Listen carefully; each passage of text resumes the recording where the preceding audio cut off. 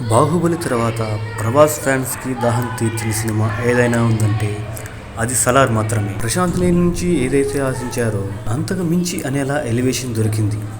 ఫ్యాన్స్కి పండగ అని చెప్పాలి. ఇంటర్వెల్ బ్యాంగ్, కాటేరమ్మ ఫైట్కి గూస్ బంప్స్ తెప్పించాయి.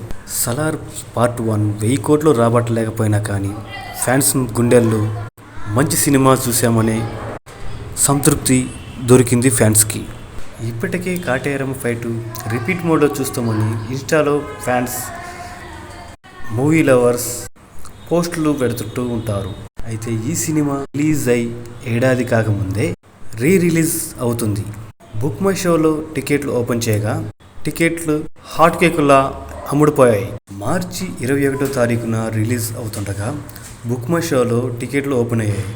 అయితే ఈ సినిమా టికెట్లు 10 నిమిషాలే హౌస్ఫుల్ అయ్యాయి. హైదరాబాద్ సిటీలోని ఆర్టీసీ క్రాస్ రోడ్, సుదర్శన్ థియేటర్లు మార్చి 21వ తేదీన ప్రదర్శించే 4 షోలు హౌస్ఫుల్ అయ్యాయి.